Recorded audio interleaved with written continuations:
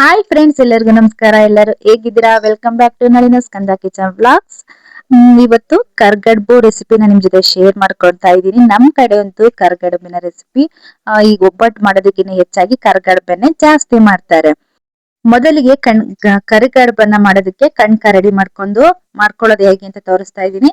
ಮೈದಾ ಹಿಟ್ಟನ್ನ ಒಂದು ಜರಡಿಗೆ ಒಂದು ಬೌಲ್ ಮೈದಾ ಹಿಟ್ಟನ್ನ ಹಾಕ್ಬಿಟ್ಟು ನಾನು ಜರಡಿ ಇಟ್ಕೊಳ್ತಾ ಇದ್ದೀನಿ. ಅದೇ ಬೌಲಲ್ಲಿ ಇನ್ನೊಂದು ಬೌಲ್ ಮೈದಾ ಹಿಟ್ಟು ಹಾಕ್ಬಿಟ್ಟು ಜರಡಿ ಇಟ್ಕೊಳ್ತಾ ಇದ್ದೀನಿ. ನೀಟಾಗಿ ಜರಡಿ ಇಟ್ಕೊಂಡ್ಬಿಟ್ಟು ಕಲಸೋದ್ರಿಂದ ಚೆನ್ನಾಗಿರುತ್ತೆ. ಈ ತರ ನೀಟಾಗಿ ಹಿಟ್ಟನ್ನ ಜರಡಿ ಹಿಡ್ದಾದ್ಮೇಲೆ ಅದಕ್ಕೆ ಒಂದು ಚಿಟಿಕೆ ಅಂದ್ರೆ ನೋಡಿ, ಚಿಟಿಕೆ ಅಂದ್ರೆ ಒಂದೇ ಒಂದು ಚಿಟಿಕೆ ಅಷ್ಟು ಪುಡಿ ಉಪ್ಪನ್ನ ಸೇರಿಸ್ಕೊಳ್ತಾ ಇದ್ದೀನಿ.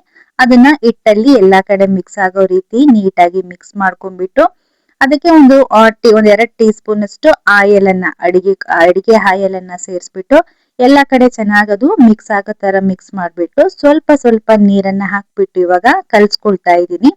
ಇದನ್ನ ಒಂದೇ ಸರಿ ತುಂಬಾ ನೀರನ್ನ ಹಾಕ್ಬಿಟ್ಟು ಕಲ್ಸ್ಬಾರ್ದು, ಯಾಕೆಂದ್ರೆ ಕರ್ಗಡ್ ಮಾಡೋದಕ್ಕೆ ಹಿಟ್ಟು ಗಟ್ಟಿಯಾಗಿರ್ಬೇಕು. ಸ್ವಲ್ಪ ಸ್ವಲ್ಪನೇ ನೀವು ನೀರನ್ನ ಸೇರಿಸ್ಕೊಂಡು ನಿಮ್ಗೆ ಇನ್ನು ಬೇಕಾಗುತ್ತೆ ನೀರು, ಹಿಟ್ಟಿಗೆ ಇನ್ನೂ ಒಂದ್ ಸ್ವಲ್ಪ ನೀರು ಏನಾದ್ರು ಬೇಕಾಗ್ತಾ ಇದೆ, ಸಾಕಾಗಿಲ್ಲ ಅಂದಾಗ ಇನ್ನೊಂದ್ ಸ್ವಲ್ಪ ಸ್ವಲ್ಪ ಸೇರಿಸ್ಬಿಟ್ಟು ಇದನ್ನ ನೀಟಾಗಿ ಚೆನ್ನಾಗಿ ನಾದಿ ಕಲ್ಸ್ಬೇಕಾಗುತ್ತೆ. ಸೇಮ್ ನಾವು ಚಪಾತಿ ಹಿಟ್ಟು ಯಾವ ತರ ಕಲಿಸ್ತೀವಿ ನೋಡಿ, ಅದೇ ರೀತಿ ಕಲಿಸ್ಬೇಕು. ಚಪಾತಿ ಹಿಟ್ಟಿನಕಿನ ಸ್ವಲ್ಪ ಇದನ್ನ ಗಟ್ಟಿಯಾಗಿನೇ ಕಲಿಸ್ಬೇಕಾಗುತ್ತೆ. ಯಾಕೆಂದ್ರೆ ಇದನ್ನ ಕಲಸಿ ಇಟ್ಟು ನೆನೆಯೋದಕ್ಕೆ ಬಿಡ್ತೀವಲ್ವಾ, ಅದು ನೆಂದ ಹಾಗೆ ಇನ್ನೂ ಒಂದ್ ಸ್ವಲ್ಪ ಸಾಫ್ಟ್ ಆಗುತ್ತೆ.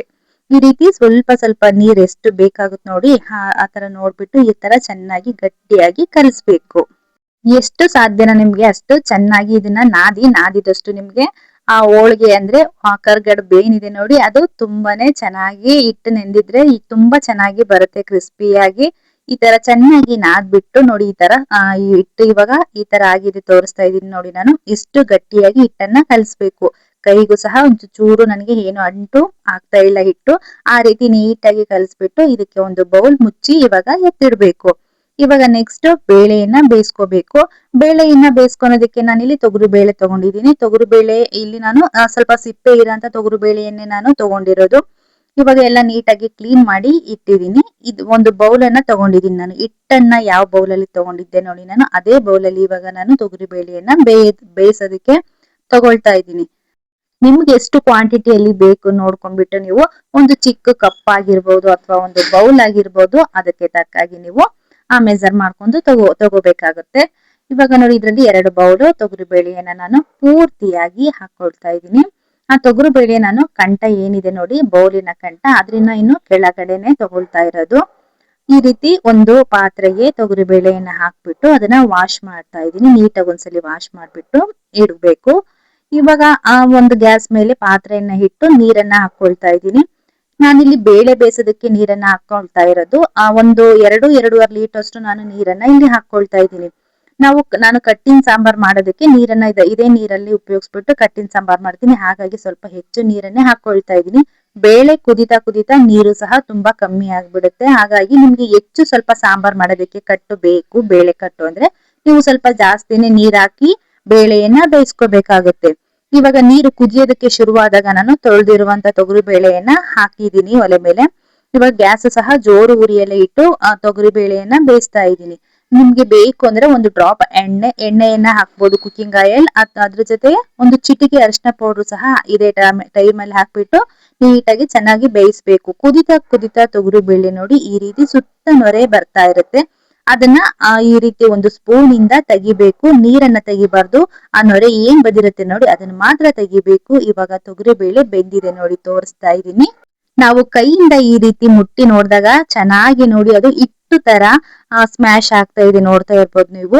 ಈ ತರ ಚೆನ್ನಾಗಿ ಹಿಟ್ಟು ತರ ಬರ್ತಾ ಇದೆ ಅಂದ್ರೆ ಅದು ಕರೆಕ್ಟ್ ಆಗಿ ತೊಗರಿ ಬೇಳೆ ಬೆಂದಿದೆ ಅಂತ. ಇನ್ನೂ ಜಾಸ್ತಿ ಇದಕ್ಕಿನ್ನ ಬೇಯಿಸಬಾರ್ದು. ಇದಕ್ಕೂ ಜಾಸ್ತಿ ಬೇಯಿಸ್ಬಿಟ್ಟು ನೀವು ಹೂರ್ಣ ಏನಿದೆ ನೋಡಿ ತುಂಬಾ ತೆಳುವಾಗ್ಬಿಡುತ್ತೆ.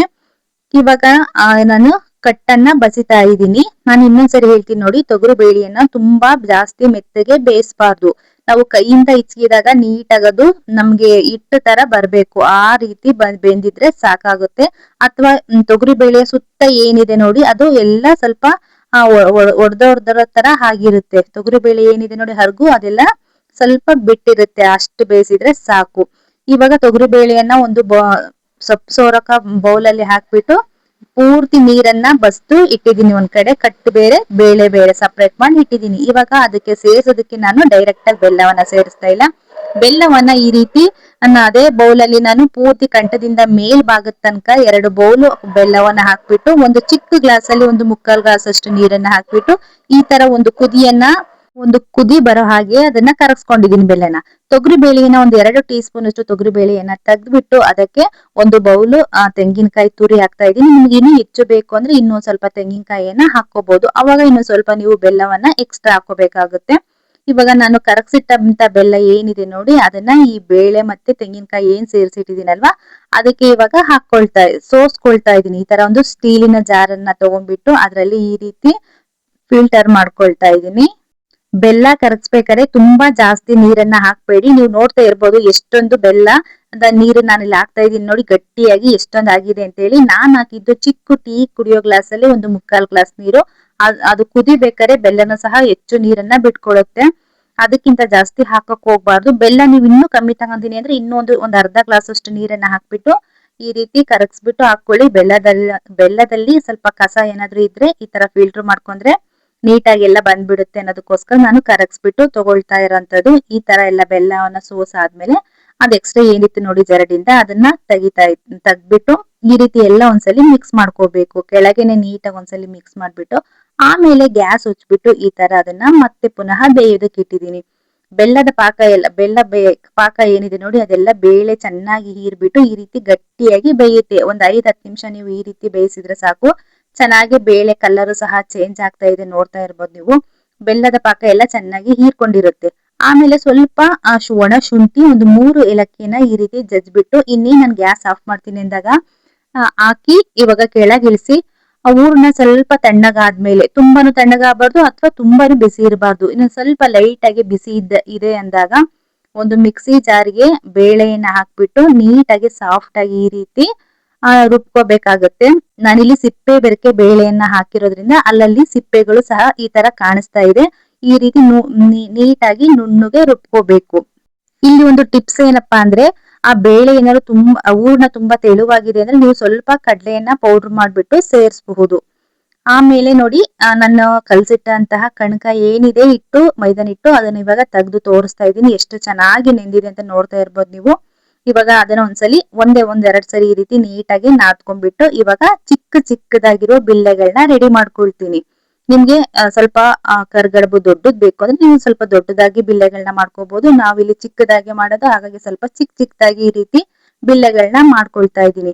ಈ ತರ ಒಂದ್ಸರಿ ಎಲ್ಲ ಬಿಲ್ಲೆಗಳನ್ನ ನೀವು ಕಿತ್ತಾಕೊಂಡ್ಬಿಟ್ಟು ಆಮೇಲೆ ಈ ರೀತಿ ಒಂದು ಕೈಯಿಂದ ಇನ್ನೊಂದು ಕೈನ ಮೇಲಿಟ್ಟು ರೌಂಡ್ ತಿರುಗಿಸಿದ್ರೆ ಸಾಕು. ಹಿಟ್ಟು ಚೆನ್ನಾಗಿ ನೆಂದಿರುತ್ತಲ್ವಾ, ನೀಟಾಗಿ ಈ ತರ ರೌಂಡ್ ಶೇಪ್ ಅಲ್ಲಿ ಬರುತ್ತೆ.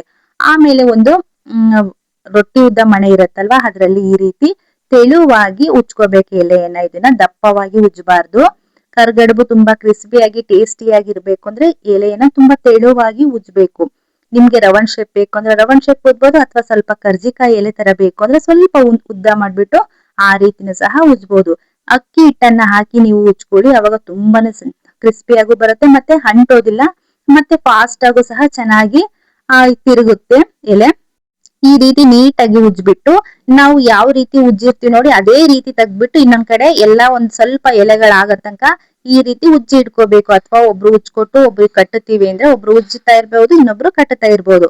ಇವಾಗ ನೀಟಾಗಿ ಈ ರೀತಿ ಎಲೆ ಉಜ್ಜಿದಾದ್ಮೇಲೆ ಈ ರೀತಿ ಕರ್ಗಡಬುಗಳನ್ನ ರೆಡಿ ಮಾಡ್ಕೋಬೇಕು. ಯಾವ ರೀತಿ ಮಾಡೋದು ಅಂದ್ರೆ ನೋಡಿ, ಈ ರೀತಿ ಒಂದು ಕೈಯಲ್ಲಿ ಎಲೆಯನ್ನ ಹಾಕೋಬೇಕು. ಉಜ್ಜಿರೋದ್ ನಾವು ಯಾವ ರೀತಿ ಇಟ್ಟಿರ್ತೀವೋ ಅದೇ ರೀತಿನೇ ತಗೊಂಡಿದೀನಿ ನಾನು. ಹಿಟ್ಟನ್ನ ಕೆಳಭಾಗದಲ್ಲಿ ಹಾಕಿ ಉಜ್ಜಿದಂತ ಎಲೆಯನ್ನ ಕೆಳಭಾಗದಲ್ಲೇ ಮಾಡಿ ಇಟ್ಟಿದ್ವಲ್ವಾ, ಅದನ್ನ ಹಾಗೆ ಕೈ ಮೇಲೆ ಹಾಕೊಂಡ್ಬಿಟ್ಟು ಈ ರೀತಿ ಸ್ವಲ್ಪ ಸುತ್ತಲೂ ನೀರ್ ಹಚ್ಕೊಳ್ತಾ ಇದೀವಿ. ಒಂದು ಚಿಕ್ಕ ಕಪ್ಪಲ್ಲಿ ನೀರ್ ಹಾಕೊಂಡ್ ಇಟ್ಕೊಂಡಿರಿ. ಅದನ್ನ ಸುತ್ತಲೂ ಈ ರೀತಿ ಎಲೆಗೆ ಹಚ್ಬಿಟ್ಟು ಮಧ್ಯದಲ್ಲಿ ರುಬ್ಬಿಟ್ಟಂತ ಹೂರ್ಣವನ್ನ ನೀಟಾಗಿ ಈ ರೀತಿ ಕೈಯಲ್ಲಿ ಮಿದಿಬೇಕು. ಅಂದ್ರೆ ಸ್ವಲ್ಪ ಹೂರ್ಣ ಆ ಎಲೆಗೆ ತಕ್ಕಾಗಿ ನೀವು ನೋಡ್ಬಿಟ್ಟು ಇಡ್ಬೇಕಾಗುತ್ತೆ.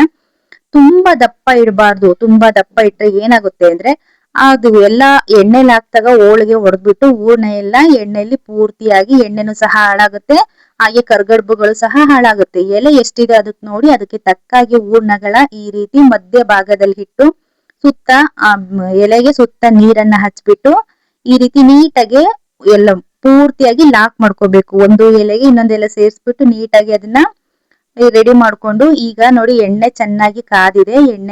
ಎಣ್ಣೆ ಚೆನ್ನಾಗಿ ಕಾದ್ಮೇಲೆನೆ ಕರ್ಗಡಬನ್ನ ಎಣ್ಣೆಯಲ್ಲಿ ಹಾಕ್ಬೇಕು. ಅವಾಗ್ಲೇ ಚೆನ್ನಾಗಿ ಕ್ರಿಸ್ಪಿಯಾಗಿ ಬೇಗನೂ ಆಗುತ್ತೆ, ಹಾಗಷ್ಟೇ ಕ್ರಿಸ್ಪಿಯಾಗೂ ಬರುತ್ತೆ ನೋಡಿ. ತುಂಬಾ ಜಾಸ್ತಿ ಕರ್ಗಡಬನ್ನ ಎಣ್ಣೆಯಲ್ಲಿ ಹಾಕ್ಬಾರ್ದು. ನಮ್ಗೆ ಅದು ನೀಟಾಗಿ ಈ ರೀತಿ ನೋಡಿ ತಿರುಗ್ಸೋದಕ್ಕೆ ಜಾಗ ಇರ್ಬೇಕು, ಅಷ್ಟು ಮಾತ್ರ ಹಾಕೊಂಡ್ಬಿಟ್ಟು ತಕ್ಷಣ ನೀವು ಸೌಟಿಂದ ತಿರ್ಸಕ್ ಹೋಗ್ಬೇಡಿ. ಈ ರೀತಿ ಸ್ವಲ್ಪ ಅದೆಲ್ಲ ನೊರೆ ಬರ್ತಾ ಇರುತ್ತೆ ನೋಡಿ, ಆ ನೊರೆ ಏನಿದೆ ಅದು ಎಲ್ಲ ಸ್ವಲ್ಪ ಕಮ್ಮಿ ಆಗ್ಬೇಕು. ಆ ನಂತರ ಈ ರೀತಿ ಒಂದು ಸೌಟದಿಂದ ಎಲ್ಲಾ ಕರ್ಗಡಬುಗಳನ್ನ ಈ ತರ ಉಲ್ಟಾ ಹಾಕೊಂಡು ಎರಡು ಕಡೆ ನೀಟಾಗಿ ಕ್ರಿಸ್ಪಿಯಾಗಿ ಬೇಯಿಸ್ಬೇಕು. ನಿಮ್ಗೆ ಹಾಗೆ ನೋಡ್ತಾ ನೋಡ್ತಾ ಕಲರ್ ಈ ರೀತಿ ಚೇಂಜ್ ಆಗ್ತಾ ಇರುತ್ತೆ. ಇದೆ ಸ್ವಲ್ಪ ಈ ಕಲರ್ ಬಂತು ಅಂದಾಗ ಸ್ವಲ್ಪ ಮೀಡಿಯಂ ಮಾಡ್ಕೊಂಡು ಗ್ಯಾಸ್ನ ಇನ್ನೊಂದೆರಡು ಈ ರೀತಿ ಚೆನ್ನಾಗಿ ಬೇಯಿಸಿದ್ರೆ ನೀವು ಒಂದ್ 2-3 ದಿವಸ ಇಟ್ಟು ಸಹ ಕರ್ಗಡ್ಬು ಸ್ವಲ್ಪನೂ ಸಹ ಹಾಳಾಗದೆ 2-3 ದಿನ ಇಟ್ಟು ತಿನ್ನೋದಕ್ಕೂ ಸಹ ತುಂಬಾನೇ ಚೆನ್ನಾಗಿರುತ್ತೆ ನೋಡಿ. ಈ ರೀತಿ ಸ್ವಲ್ಪ ಗೋಲ್ಡನ್ ಕಲರ್ ಬರಬೇಕು, ಆ ರೀತಿ ಬೇಯಿಸಿ ತೆಗಿಬೇಕು. ಇದೇ ರೀತಿ ಎಲ್ಲಾ ಕರಗಡಬುಗಳನ್ನ ರೆಡಿ ಮಾಡ್ಕೋಬೇಕು ಫ್ರೆಂಡ್ಸ್. ತುಂಬಾನೇ ಟೇಸ್ಟಿಯಾಗಿ ಅಷ್ಟೇ ರುಚಿಯಾಗಿ ಇರುತ್ತೆ. ಅದ್ರಲ್ಲೂ 2-3 ದಿನ ನೀವು ಖಂಡಿತ ಇಟ್ಬಿಟ್ಟು ತಿನ್ಬಹುದು. ಇವಾಗ ತೋರಿಸ್ತಾ ಇದೀನಿ ನೋಡಿ ನಾನು ರೆಡಿ ಆಗಿರುವಂತ ಕರಗಡಬುಗಳನ್ನ. ತುಂಬಾನೇ ಚೆನ್ನಾಗಿ ಕ್ರಿಸ್ಪಿಯಾಗಿ ಬಂದಿದೆ. ಇದಕ್ಕೆ ಹಸಿ ತೆಂಗಿನಕಾಯಿ ಹಾಲನ್ನ ಸೇರಿಸ್ಬಿಟ್ಟು ತಿನ್ನೋದಕ್ಕೆ ತುಂಬಾನೇ ಚೆನ್ನಾಗಿರುತ್ತೆ. ಹಾಗೆ ಬಿಸಿ ಹೋಳಿಗೆ ಜೊತೆ ತುಪ್ಪ ಹಾಕೊಂಡು ತಿನ್ನೋದಕ್ಕೂ ತುಂಬಾನೇ ಚೆನ್ನಾಗಿರುತ್ತೆ. ಇವತ್ತಿನ ರೆಸಿಪಿ ಇದೇ ಆಗಿತ್ತು ಫ್ರೆಂಡ್ಸ್. ಯಾರೆಲ್ಲ ವಿಡಿಯೋ ನೋಡ್ತಾ ಇದ್ರಿ ಪ್ಲೀಸ್ ಲೈಕ್ ಮಾಡಿ, ಹಾಗೆ ಶೇರ್ ಮಾಡಿ. ಸಬ್ಸ್ಕ್ರೈಬ್ ಮಾಡದೆ ನೋಡ್ತಾ ಇದ್ರಿ ಪ್ಲೀಸ್ ಸಬ್ಸ್ಕ್ರೈಬ್ ಮಾಡಿ. Thank you for watching. ಮತ್ತಷ್ಟು ರೆಸಿಪಿಗಳ ಜೊತೆ ಮತ್ತೆ ಇನ್ನೊಂದು ವಿಡಿಯೋದಲ್ಲಿ ಸಿಗ್ತೀನಿ friends. Thank you for watching.